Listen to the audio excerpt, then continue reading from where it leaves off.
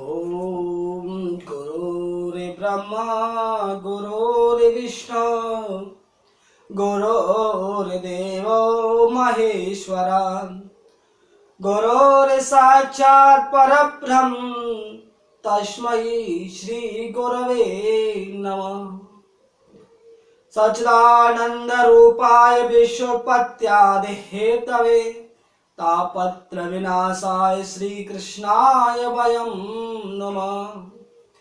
कृष्णत्वदीयं पज पंकज पंजरान्ते अवैध विशतमानसराज हंस प्राणपयाण समये कपवात वित्तये कंठावरोधम स्मरणं कुतस्ते। जय जय जय राधा रमण जय जय नवल किशोर जय गोपी चितचोर प्रभु जय जय माखन चोर। परम मंगल में अकारण करुणा वर्णाल भक्त वांछित कल्प तरो तड़ंदित विनंदित पीताम्बर धारी श्री बालकृष्ण लाल की बाण में प्रतिमूर्ति श्रीमद् भागवत महापुराण राधा माधव की अनंत कृपा संत महापुरुषों के महत आशीर्वाद के फल स्वरूप हम भक्ति में अनुष्ठान प्रवचन कार्यक्रम में प्रवेश करने जा रहे हैं। आप सभी को नमस्कार, राधे राधे। आज हमारा प्रसंग है कि हम अनजाने में भी चाहिए, हम कोई भी कार्य हमसे गलती से हो जाए, हम करना नहीं चाहते, कोई भी पाप हमसे गलती से हो जाए तो हमें उसका क्या परिणाम भुगतना पड़ता है। धर्म की 5 बातें हम आपको यहां बताएंगे कि धर्म क्या है और हमें जीवन में हर रोज हमें ऐसा जीवन में करना चाहिए। 5 यज्ञ हमें जीवन में करने ही चाहिए, उससे हमारा घर पवित्र रहता है, आत्मा पवित्र रहती है, हमारे घर के सारे विघ्न दूर हो जाते हैं। ऐसे में आपको 5 रास्ते धर्म के बताऊंगा। कहते हैं कि कोई व्यक्ति है, हम ऐसे 5 हर प्रकार के हम गृह कार्य करते हैं जीवन में, हम जीवन यापन करने के लिए हमसे कोई ना कोई पाप होता ही है। ऐसा नहीं है कि हम जानबूझकर कोई पाप कर रहे हैं, ऐसा नहीं है। हमसे मान लो कोई बुरा कर्म हो गया और हमें नरक में जाना पड़ेगा, क्योंकि कर्म किया है तो भोगना पड़ेगा। ऐसा भगवान गीता में कहते हैं कि जो कर्म करता है उसका फल उसे अवश्य मिलता है। अब संतों से एक कोई बात पूछो तो उसका हर प्रकार का उदाहरण मिलता है कि हम ऐसा क्या करें कि जो हमने किया है उसका फल हमें ना भोगना पड़े। तो भागवत में सुखदेव जी कहते हैं कि किसी के प्रति ऐसा व्यवहार मत करो जो हमें अपने लिए बुरा लगे। जो चीज हमें अपने लिए बुरी लगती है कोई हमारे साथ करे, वही बात हम दूसरे के लिए करें, ये सबसे बुरी बात है। हम सबके साथ अच्छा व्यवहार करें। व्यास जी कहते हैं कि अष्टादश पुराणेषु व्यासस्य वचनं द्वयम् परोपकार पुण्याय पापाय परपीडनम्। दुनिया में सबसे ज्यादा पुण्य करने से ज्यादा कोई फल नहीं है, और पापाय परपीडनम, दूसरों को सताने से ज्यादा कोई पाप नहीं है। सबसे बड़ा पाप है दूसरों को सताना। इसलिए जो चीज हमें अपने लिए बुरी लगे वो दूसरों के साथ कभी ना करो। परंतु क्या है कि हम गृह जीवन में रहते हैं तो हमसे कुछ ऐसे हम झाड़ू लगा रहे हैं और झाड़ू लगाते हुए छोटे छोटे जीव आकर के झाड़ू से मर गए, ये पहला पाप हो गया। हम खाना बना रहे हैं लकड़ी जला करके चूल्हे में, और कुछ ऐसे जीव हैं जो अग्नि में जल करके राख हो जाते हैं, वो हमारा दूसरा पाप हो गया। हम अन्न उगाते हैं खेतों में जाकर के, हल जोतते हैं, बीज बोते हैं, हल जोतते समय बहुत सारे जीव उस खेत में हल के द्वारा मर जाते हैं, तो ये पाप हो गया। हम और भी बहुत सारे रोजमर्रा के काम करते हैं, उनमें बहुत सारे पाप हमें लग जाते हैं। तो हम ऐसा क्या उपाय करें कि ये पाप जो हमसे अनजाने में जो पाप कर्म करे हैं उनका हमें भोगना ना पड़े, पाप का हमें नरक ना भोगना पड़े, कोई भी हम पर दोष ना लगे। तो मैं आपको 5 रास्ते बता रहा हूं।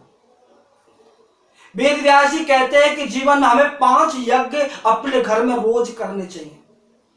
हम जो 5 यज्ञ जी हमारे घर में रोज करेंगे उसका फल ये मिलेगा कि जो अनजाने में हमसे जो पाप कर्म करे हैं उसका फल तो हमें भोगना पड़ेगा ही नहीं, परंतु ये 5 यज्ञ आप अगर रोज करोगे तो आपके घर में सुख शांति होगी, आपके घर में बरकत होगी, आपके जो भी ग्रह कलेश हैं आपके घर में वो सारे दूर हो जाएंगे। वो 5 पाप यज्ञ कौन से हैं? पहला यज्ञ होता है हम घर में भोजन बनाते हैं, सबके घर में भोजन बनता है। तो पहला हम रोटी बनाते हैं उसमें पहली चंदिया गाय के लिए अवश्य निकालें। पहला हम गौग्रास दें, गौ माता को उस घी से चुपड़ करके उसमें थोड़ा मिष्ठान रख के गौ माता को खिलाएं। ये हमारा पहला यज्ञ होता है। दूसरा यज्ञ होता है कि हम भोजन की जो रोटी बनाएं उसमें से हम 5 ग्रास तोड़ करके अग्नि को समर्पित करें। अग्नि स्वाहा, सूर्याय स्वाहा, वरुणाय स्वाहा, पृथ्वी स्वाहा, इस प्रकार देवताओं को 5 आहुति दे, पंचाहुति। ये दूसरा यज्ञ होता है। तीसरा यज्ञ होता है जो वृक्ष के नीचे छोटी छोटी चींटियां होती हैं उनके लिए किसी हम अनाज को भूंज करके उसमें थोड़ा बूरा वगैरह मिष्ठान मिला करके किसी भी उसमें हम उस चींटियों के उस पेड़ के नीचे उन चींटियों को खिलाएं। उन जीवों को खिलाने, जैसे उन जीवों को खिलाओगे, यह आपका तीसरा यज्ञ होता है। क्योंकि चींटियों का भंडारा हो गया वो, और जब चींटियों का भंडारा होगा, जीवों को भंडारा होगा, तो वो हमें आशीष देंगी। क्योंकि भगवान कहते हैं कि मैं सब में हूं।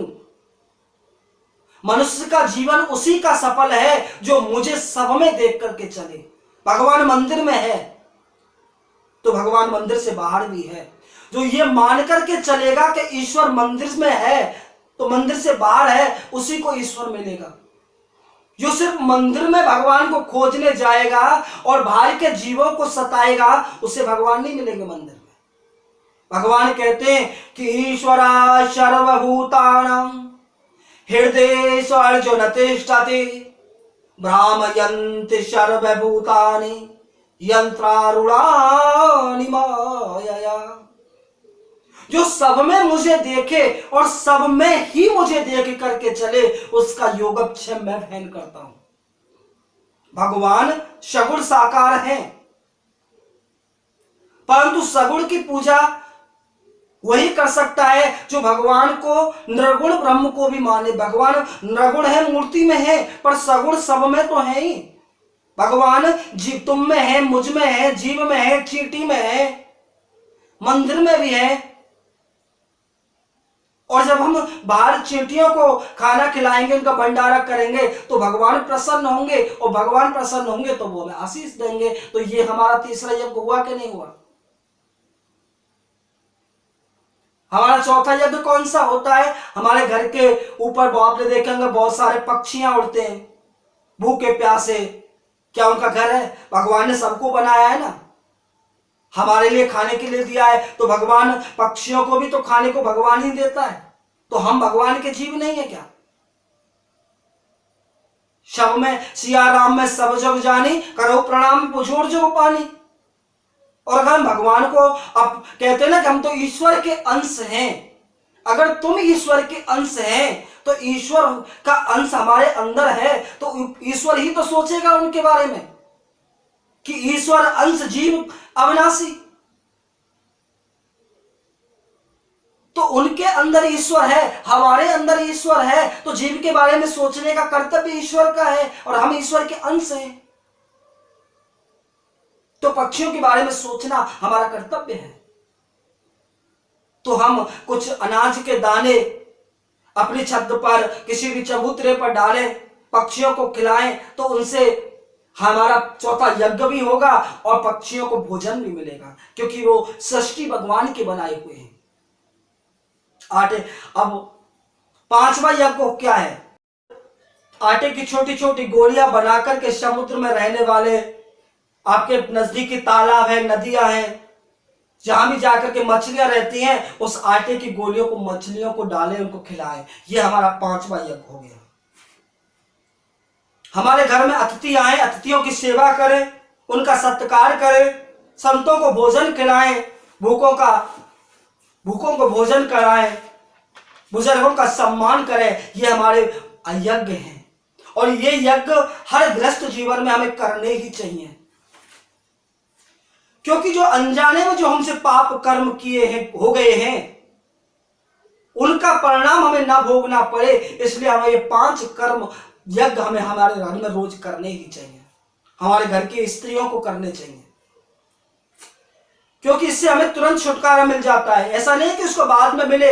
ये 5 यज्ञ करने से जो कर्म हमसे हुआ है अनजाने में, झाड़ू लगाते हुए, वैसे खेती करते हुए, उसका हमें तुरंत ही मुक्त हो जाते हैं, ऐसा भागवत जी में लिखा है। और कहते हैं कि काम करते चलो, नाम जपते चलो, हर समय कृष्ण का ध्यान धरते चलो, काम की वासना को मिटाते चलो, कृष्ण गोविंद गोपाल गाते चलो। हर प्रकार झाड़ू लगा रहे, गोविंद का गुणगान कर रहे हैं प्रेम से। तो ये हमारे यज्ञ कर्म करने से हमें 5 प्रकार के धर्म शास्त्रों में बताए। इन 5 धर्मों को करने से, धर्म कर्म, आपके जीवन की सारी विपदाएं नष्ट हो जाती हैं। आपके घर में स्वयं नारायण का वास होता है, स्वयं भगवान आपके घर तीर्थ बन जाता है, और जो घर तीर्थ होता है वहां पर भगवान वास करते हैं। इसलिए अपने घर को तीर्थ बनाएं। बोलो नारायण भगवान की जय।